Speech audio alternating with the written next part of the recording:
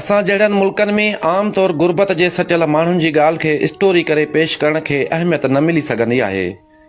हिते सरमाएदारनि पारां गुरबत जे तइ कयल लकीर जे तहत गुरबत जे मारियल माण्हुनि जे दर्दनि जो दास्तान अहातो नथो करे सघिजे। गुरबत बुनियादी तौर तबक़ाती महरूमिन ऐं स्टेट जी लातालुकी जो नतीजो आहे। स्टेट पारां सोशल सिक्योरिटी न मिलण करे केतिरनि ई पोरियतनि जे पोरिये दौरान अपाहिज या बीमार थियण सबबि पंहिंजे ख़ानदाननि समेत दर्दनि जो दास्तान बणिजी वञनि था। अहिड़ो ई हिकु दर्दनि जो दास्तान बणियल झोल शहर जो हिकु केला विकिरो करे पंहिंजे बचनि जो पेट गुज़र कंदड़ मुश्ताक बि हिन वक़्तु पंहिंजे 5 न्याणियुनि समेत वॾियुनि ॾुखियुनि हालतुनि खे मुंहुं ॾेई रहियो आहे। सॼी उमिरि पोरियो करे हथ जी मज़दूरी करे रत खे पघर करे बचनि खे हक़ हलाल खाराइण वारे खां जॾहिं असां संदसि हाल मालूम करण वियासीं त संदसि मासूम न्याणियूं पीउ जे अहिड़ी लाचारीअ ते हारे वेठियूं। लुड़कनि सुॾकनि माहौल खे ग़मगीन ठाहे छॾियो। अहिड़ा त हज़ारे माण्हू आहिनि जिन जा बच्चा सफ़ेद पोशी में पलिया आहिनि, पर हिन वक़्तु पेट जे दोज़ख खे भरण लाइ ईंदड़ वेंदड़ हथनि ॾांहुं वॼाइण खे ज़हर जो ढुक सम्झनि था। अचो त उन्हनि दर्दनि जे मारियलनि जूं ॻाल्हियूं ॿुधूं। केले जी रेड़ी लॻाईंदो मोरे झोल में केलो वठण वियो शहर टंडवाल में। उते टंडवाल में इहो छो थियो, उते कराची मूंखे वठी विया। पोइ 6 महीना खनि उते कराची में दाख़िल हुउसि। 6 महीने खां पोइ वठी आया मूंखे घर पियो आहियां उन ॾींहुं वठी कट बसि। पोइ अचे थो पाड़े वारो ॾेई थो वञे, पोइ हलायूं पिया घर जो जान मिले त नंढड़ियूं आहिनि। मुंहिंजो पुटु आहे कोन जेको मन 12 कमाए।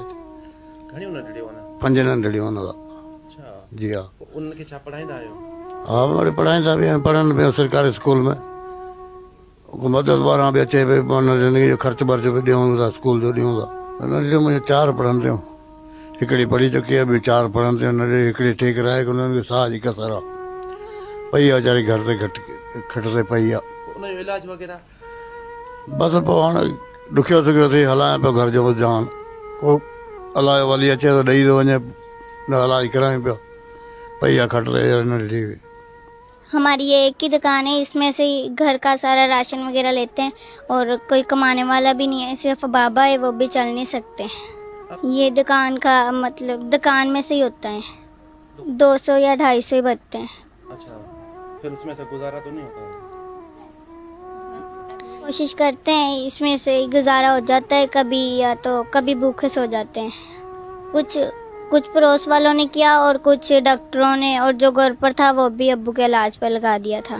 अब घर में कुछ नहीं? जी नहीं, को खाते हैं या शाम को नहीं होता। अब दूसरे बच्चे ईद की तैयारियां कर रहे हैं, वो की वजह से घर में पैसे नहीं है और हालात को देखकर नहीं होता। पानी से ही कर लेते हैं, रोजा पानी से ही खोलते हैं। नहीं, दिल तो करता है लेकिन पैसे नहीं। दिल तो करता है पर पैसे ही नहीं है। साल हो गए अब्बू को ऐसे 4 पर लेटे। नहीं भाई कोई भी नहीं। इलाज कैसे कराया? बाबा का इलाज कराची में हुआ है। सब कुछ अब्बू पे लगा दिया जो घर पे पड़ा था। आप कौन सी क्लास में पढ़ती हैं? 9th में पढ़ती हैं। तो स्कूल का खर्चा वगैरह? खर्चा हम बस जाते हैं, वो बच्चों को खाते पीते हम देख कर गुजारा कर लेते हैं। अच्छा। बस सही गुजारा है। घर में कभी कुछ होता है, कभी नहीं कुछ होता, तो फिर तो जी भूखे सो जाते हैं। तकलीफ तो होती है, पर अब्बू को ऐसे देख कर है ना चुप हो जाते हैं। अब्बू को ऐसे देखकर हम फिर चुप हो जाते हैं। हमारा भी दिल करता है कपड़े लेने को, चीज़ें लेने को दिल करता है, फिर अब्बू को देखकर चुप हो जाते हैं। बाकी परेशानी तो होंदी है इंसान नूं, इदां दे हालात च चकना थलना वो मजबूरी है इंसान दी। बस कर लईदा आ बाई, होर क्या करना है। किसी नूं कह भी नहीं सकते हैगे भी साडी हैल्प करो। जो कोई करे जी बिस्मिल्ला, ना करे उन्हां दी मर्जी। किसे वक्त गुजारा? बस अल्लाह मालिक अल्लाह गुजारे करी जांदा, अल्लाह दे ही जांदा। बस कोई किसे दे सदके, कोई किसे दे, कोई बच्चियां दे सदके, कोई एदे सदके मिलता है। जी कोई दे ही जांदा। में कौन है दूसरा कमाने वाला? कोई भी नहीं है। अच्छा। बस यही सी एक कमाउण वाला, वो भी अल्लाह मियां ने उन्होंने मंजे ते बिठाता। बच्चियां आ बस। नहीं बस फिर अल्लाह मालिक ऐसे ही सो जाते हैं। ऐसे ही सो जाते हैं। असां समेत संदसि न्याणियूं उहो सुवाल कनि थियूं त छा हिन मुल्क में कंहिं सफ़ेद पोश पोरियत माण्हूअ जी इज़त भरी बहाली लाइ का स्कीम नथी रही सघिजे? छा सभिनी हथनि खे घुरणु सेखारणु असांजे हुक्मरान जी तरजीह आहे?